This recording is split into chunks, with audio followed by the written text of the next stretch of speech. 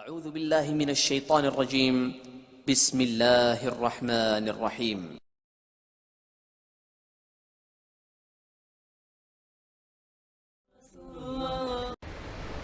میرے کالج کے دور کا تھا پاپ سنگر ایلوس پریسلے. جب میں لاہور پڑھتا تھا تو وہ ہمارا آئیڈیل ہوتا تھا. وہ نشے کر کر کر ٹوائلٹ میں مر گیا. جس دن وہ مرا تھا کتنی لڑکیاں خودکشی کر گئی تھیں اس کے پیچھے, اور وہ تھکی ہوئی زندگی برباد کر گیا اپنے آپ کو, نشوں میں تباہ کر گیا اپنے آپ کو. کہ جب انسان اللہ سے ٹوٹتا ہے, مرد ہو یا عورت, لڑکا ہو یا لڑکی, پڑھا ہو ان پڑھ ہو, جب وہ اللہ سے ٹوٹتا ہے, جب اللہ کے نبی سے ٹوٹتا ہے, تو کٹی پتنگ کی کوئی منزل ہوتی ہے؟ جس گاڑی کے چلتے بریک فیل ہو جائیں اس کی کوئی منزل ہوتی ہے؟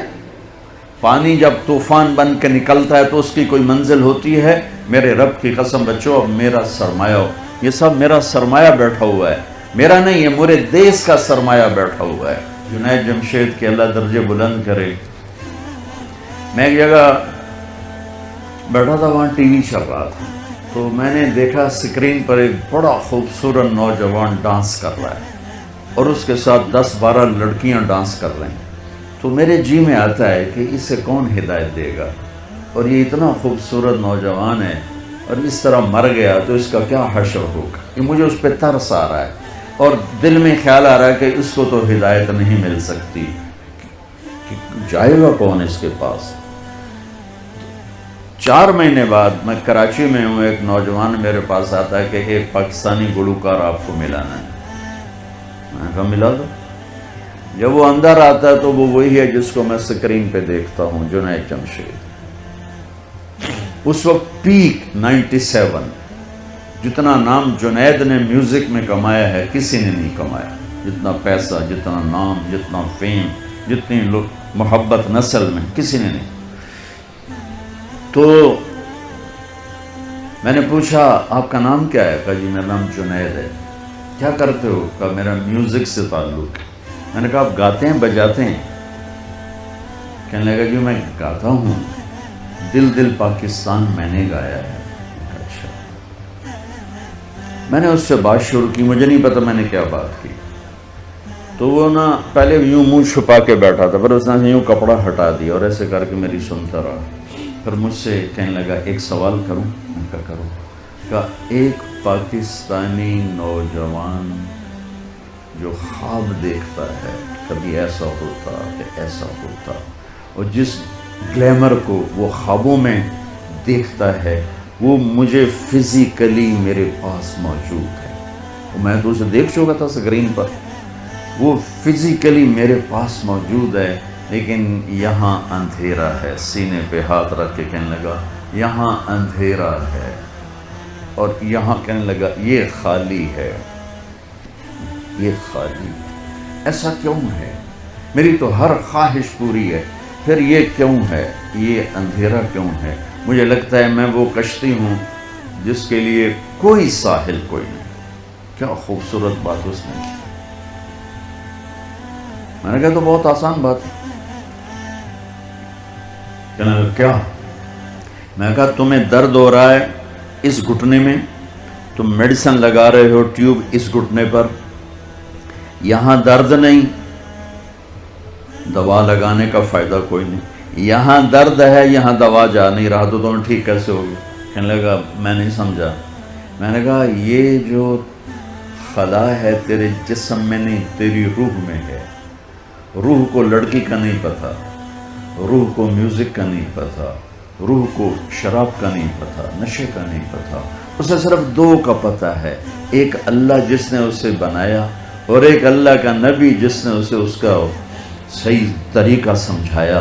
ان 2 کے علاوہ کوئی غذا روح کی نہیں. مگر تم میں بھوک لگی ہو گا سکتے ہو کہ نہیں؟ پیاس لگی ہو گا سکتے ہو؟ نہیں. نیند چڑھی ہوئی ہو گا سکتے ہو؟ نہیں.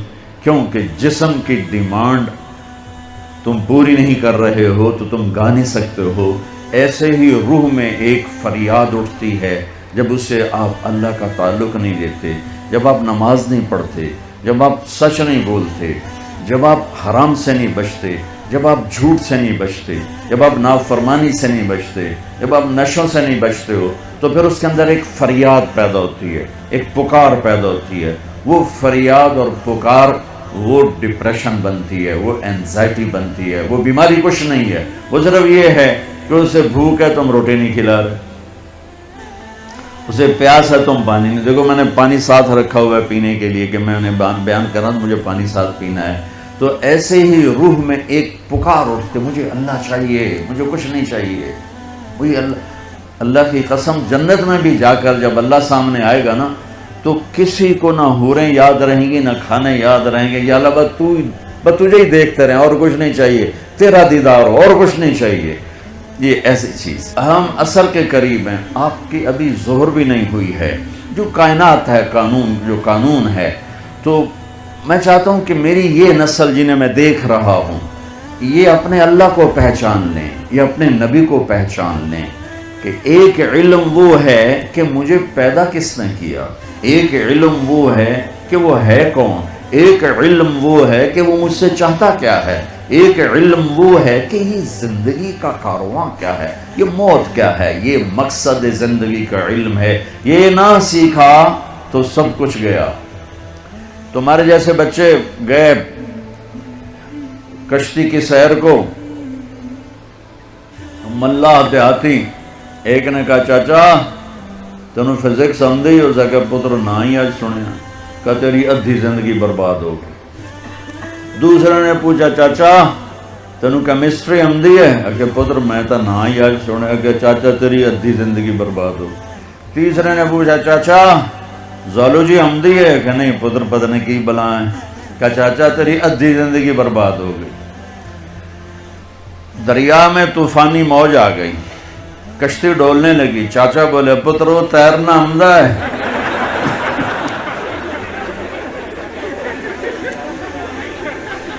پترو تیرنا آمدہ ہے؟ کہ چاچا کوئی نہیں ہے، کہ میری ادھی گئی توڑی ساری گئی.